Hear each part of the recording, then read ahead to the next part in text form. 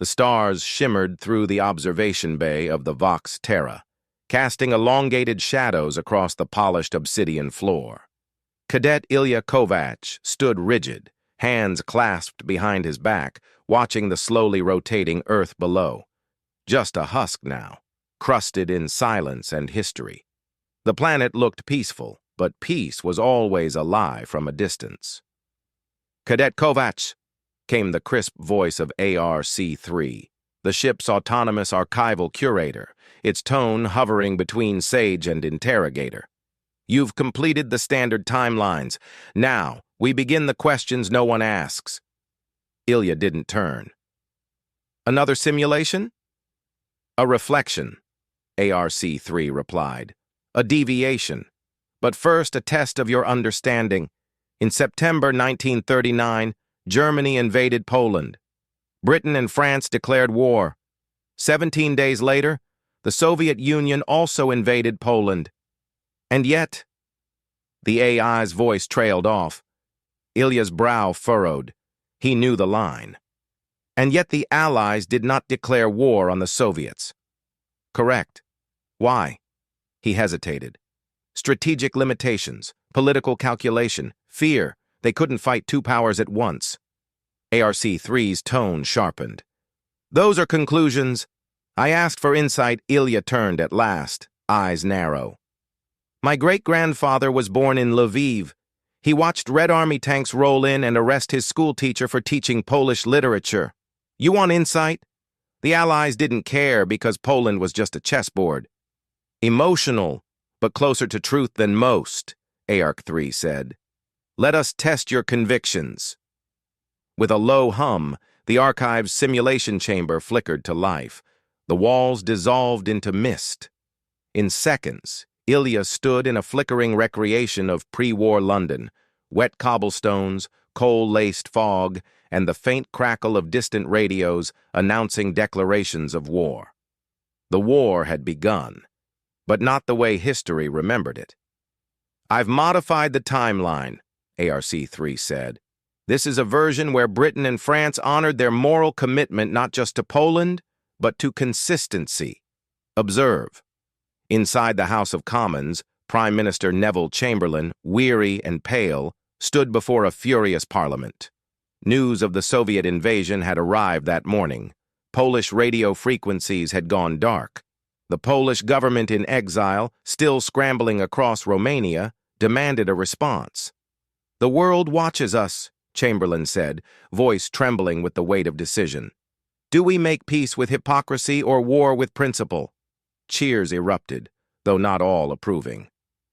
"War with Germany was one thing," murmured Foreign Secretary Halifax to an aide near the chamber's edge. "But war with the Soviets? We are not prepared for such righteousness." Across the mist-thin veil, Ilya watched, transfixed. So this is what it might have looked like. The simulation shifted. Military planners at the War Office scrambled for feasibility. France, too, faced unrest. General Gamelin's face twitched under pressure as he stared at a map showing the Maginot Line on one side, and now the possibility of red aggression through the Balkans on the other. Poland was being squeezed like a rusted vice, and Ilya could feel it, both then and now.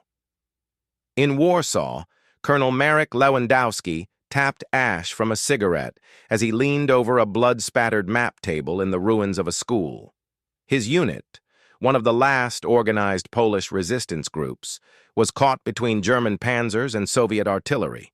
His orders were unclear, his allies far, and his enemies multiplying. Ilya stepped forward. "He's fictional?" "Extrapolated," ARC-3 replied. "But real enough for this exercise." The colonel turned to his men. "France has promised support. Britain, too. They say the Soviets are now enemies. Maybe we won't die alone." One soldier chuckled bitterly. "They promised that last week, and the week before." Ilya clenched his fists. "It's not fair.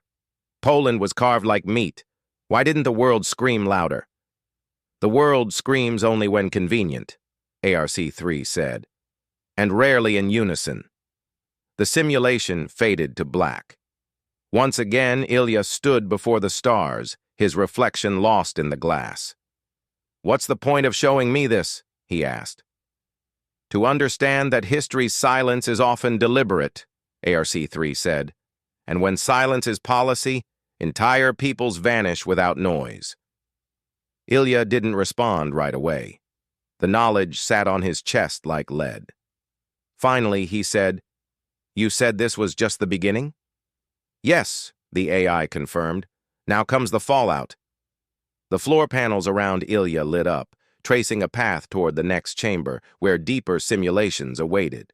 He followed it wordlessly, but his mind remained on a half-destroyed map table in Warsaw and a man named Marek, who may never have existed, but who fought anyway.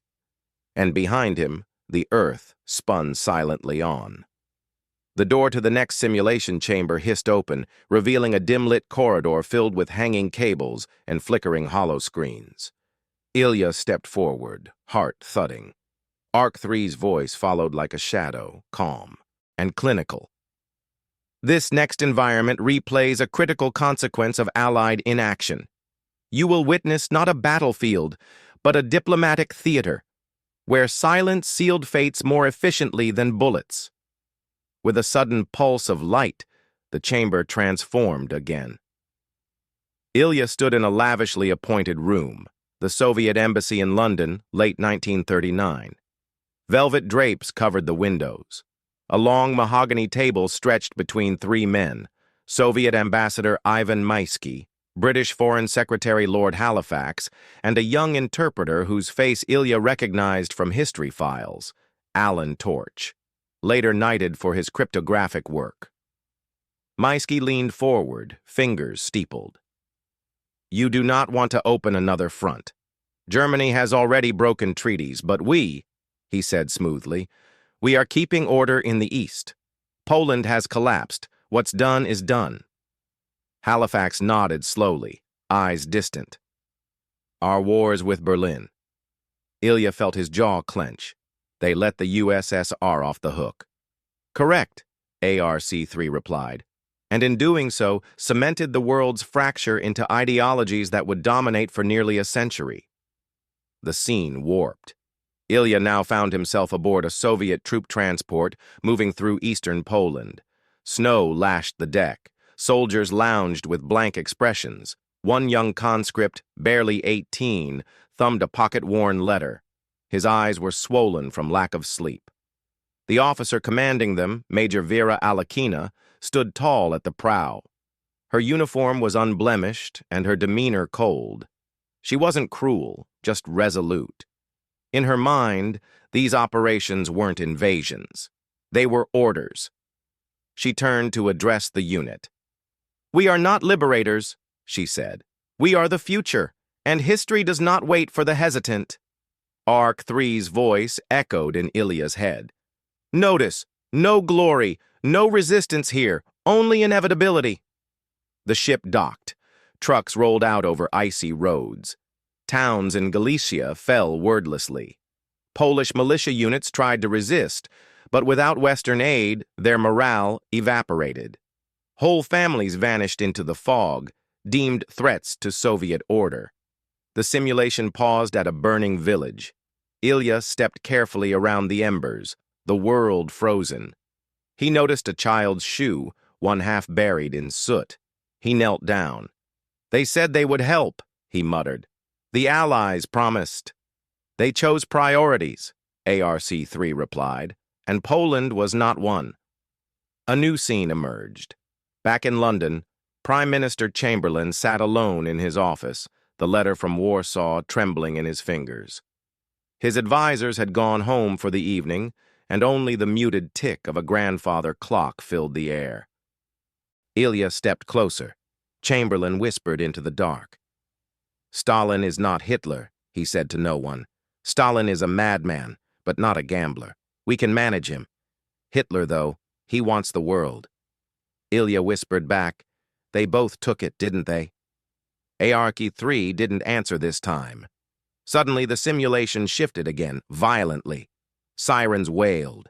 Ilya found himself now in a French military outpost in the Ardennes, Spring 1940. Soldiers scrambled as trucks moved west. Retreat. The German Blitz had begun. One officer yelled over the noise. "They're through! Maginot's bypassed! Where the hell is the Soviet front?" Another replied bitterly, "There isn't one." We left the East alone, and now the West pays the price. Ilya stood amid the chaos. Bombers howled overhead. The French troops fell back faster than they could think. Trust shattered by betrayal layered in diplomacy. "They thought the USSR would be content," Ilya muttered. But Stalin had signed his own pact with Hitler. Arc 3 confirmed. The Molotov-Ribbentrop Pact, a secret protocol to divide Eastern Europe. Britain and France knew eventually, but by then, the cost of acting was too high. They chose survival over principle, as they often do. Ilya's stomach turned. These weren't just abstractions anymore. He could smell smoke and taste ash. The simulations were too real, designed that way, to test the mettle of future Terran diplomats, to make sure they understood that history, left unchallenged, repeats in loops. He was about to ask for extraction when the scene slowed and pivoted. One last figure stepped into the spotlight. A Polish courier named Ewa Zielinska. She carried with her a tattered dossier, documents proving early Soviet atrocities in the East. She had crossed enemy lines twice, lost 3 brothers. She knelt in the French embassy in Bucharest, offering proof to men who barely looked up from their reports. "Why won't you listen?" she cried. One official muttered, "Because if we listen, we must act, and we have no more men to send." Ilya watched her sink to the floor, exhausted. She didn't weep. She just stared at her own hands, as if wondering whether they were the only tools left to stop an empire. The simulation dissolved. Back in the observation bay, Ilya stood in silence. Arc 3 did not speak at first. It allowed the moment to settle. "Do you now understand the cost of omission?" it finally asked. Ilya nodded slowly. Every decision to do nothing writes a war that someone else must fight later. And silence, he said bitterly, is the deadliest weapon of them all. Lights lit the path to the final chamber. The test wasn't over. If anything, it was only now beginning. "Then prepare," Arc 3 said. "The reckoning comes next." Ilya stepped through the final threshold into darkness. The air shifted, denser, charged, like the moment before a lightning strike. Then the chamber exploded in light, revealing a terrain neither wholly past nor future. Crumbling monuments stood half swallowed by sand, their Soviet insignias barely visible beneath centuries of erosion. The world was Earth, but centuries ahead, a fractured relic of itself. "Welcome to the convergence," ARC-3 intoned. "You've seen the roots. Now observe the legacy." Ilya walked forward, his boots crunching over ancient rubble. A metallic breeze stirred fine ash. On the horizon, a dome shimmered, a remnant of pre-evacuation cities. Inside, figures moved. Not soldiers, not politicians, survivors, families, children playing with synthetic stones under artificial sun, life, still stubborn, clinging on. A new presence emerged from the edge of the dome, a woman in her 60s, armored in ceramic plating that bore faded insignia, half union of earth, half something else.